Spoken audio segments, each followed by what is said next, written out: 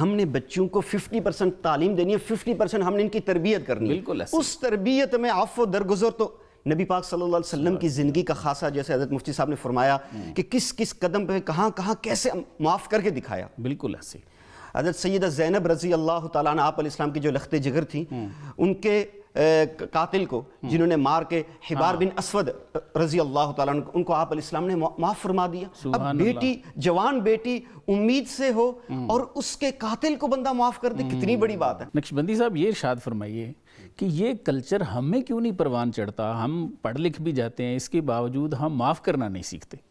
بسم اللہ الرحمن الرحیم، اللہم صلی علی سیدنا محمد وعلی آل سیدنا محمد وبارک وسلم۔ جیسے مولانا مفتی بلال عمر صاحب نے آپ کا شکریہ ادا کیا، میڈیا کے اس دور میں آپ کے سنو ٹی وی والے لوگ اور آپ کی پوری ٹیم، میں یہ سمجھتا ہوں کہ اللہ کی طرف سے خاص فضل کا انعام ہے کہ آپ لوگ اتنے اچھے عنوان، ایسی اچھی چیزوں کو لے کے چل رہے ہیں۔ بہت شکریہ جو آپ نے سوال کیا سر، اس کی بہت ساری وجوہات ہیں۔ ان میں سے ایک وجہ یہ ہے کہ والدین بچے کو نہیں سکھاتے، اس لیے کہ والدین نے عفو درگزر کو نہ سیکھا ہوتا ہے، نہ سمجھا ہوتا ہے، اور نہ وہ آگے اپنے بچوں کو سمجھاتے ہیں۔ بالکل ٹھیک۔ جب چھوٹے بہن بھائی ہوتے ہیں وہیں سے نہیں سکھاتے۔ اور پھر دوسری بات یہ ہوتی ہے کہ جب بچہ بڑا ہو کے معاشرے کا فرد بنتا ہے تو اسکول کالجز میں جاتا ہے، بالکل صحیح، تو ہمارا سارا زور تعلیم پر ہوتا ہے، تربیت کی طرف توجہ نہیں ہوتی۔ بالکل ایسے، جب توجہ تربیت کی طرف نہیں ہوگی تو عفو درگزر تربیت کا ایک خاص حصہ ہے۔ بالکل ایسے، کیونکہ پیارے آقا حضور خاتم النبیین صلی اللہ علیہ وسلم کی زندگی اور ان کی تربیت جو حضرات صحابہ اکرام رضوان اللہ علیہم اجمعین کے حوالے سے انہوں نے کی، رحماء بینہم، اسی بات کی کہ ان کے اندر رحم دلی آ جاتی تھی۔ جب رحم دلی آئی تو وہ ہر کسی کو بڑے آسانی سے معاف کر سکتے تھے، اور وہ چیز نہیں خالی تعلیم ہے، تربیت نہیں، عفو درگزر کی طرف توجہ نہیں ہوئی۔ اور عفو درگزر پڑھ لکھ کے انسان بڑا انسان بن جاتا ہے، اس کے باوجود بھی اس کے اندر نہیں آتا۔ بالکل صحیح، کچھ فرق پڑ جاتا ہے، وقت کے ساتھ فرق پڑتا ہے۔ جب اس کی ایج 30 سے اوپر جاتی ہے، 40، اس کے بعد جذبات میں کمی آتی، کچھ نہ کچھ فرق پڑتا ہے، لیکن بہت زیادہ فرق نہیں پڑتا۔ صحیح، میں نے خود اپنے کئی جگہوں پہ اس موقع ان چیزوں کو دیکھا۔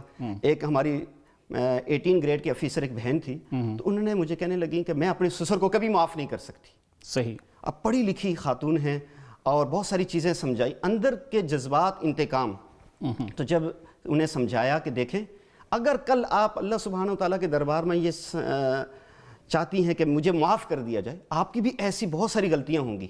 تو جب تربیت کے حوالے سے ان سے بات چیت کی تو پھر ایک وقت آیا انہیں بات سمجھ آ گئی۔ واہ، اور اس کی ایک خاص وجہ اور یہ بھی ہے کہ جہاں پہ عفو درگزر کی تعلیم دی جاتی ہے یا صحیح معنوں میں سکھایا جاتا ہے، وہ اولیاء اللہ کی صحبت، نیک لوگوں کی صحبت، سبحان اللہ، جن کے بارے میں قرآن عظیم الشان میں اللہ نے فرمایا یا ایھا الذین آمنوا اتقوا اللہ وکونوا مع الصادقین، سچے لوگوں کے ساتھ آپ جڑ کے رہیں، ان کے ساتھ نتھی ہو جائیں۔ واہ واہ، اب جب سچے لوگوں کے ساتھ ہم جڑ کے رہیں گے تو ان سے ہم سیکھیں گے۔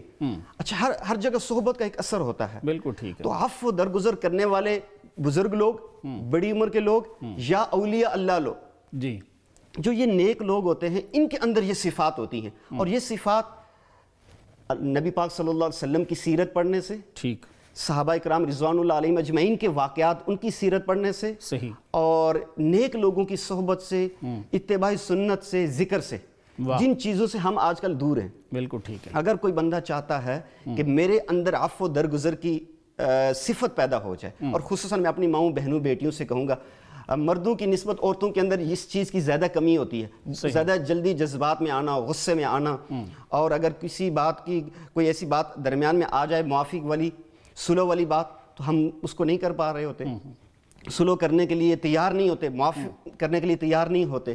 تو اگر ہمیں سمجھ آ جائے کہ معاف کرنے پر اللہ سبحانہ و تعالیٰ کیا عنایت فرماتے ہیں، سبحان اللہ، اور اس کا کیا اجر و ثواب ہے، اور اللہ کی ذات کتنی خوش ہوتی ہے، اور سب سے بڑھ کر جو دنیا میں جو لوگوں کو جلدی معاف کرنے والا ہوگا، کل قیامت والے دن اللہ سبحانہ و تعالیٰ کی ذات سب سے زیادہ اس کو جلدی معاف فرمائیں گے۔ سبحان اللہ، تو سبحان اس لیے ہم ان چیزوں کو اگر اپنائیں کہ ہم نیک لوگوں کی صحبت میں، ذکر کے راستے میں، سیرت کے راستے پہ چلنے کی کوشش کریں. تو اس موقع پہ میں یہ کہوں گا والدین کا بھی فرض بنتا ہے، والدین کا بہت بڑا فرض بنتا ہے، اور استاد کا بالکل. والدین میں سب سے زیادہ ماں کا فرض بنتا ہے کہ بچے ماں کے ساتھ زیادہ اٹیچ ہوتے ہیں، پھر اس کے بعد استاد کا.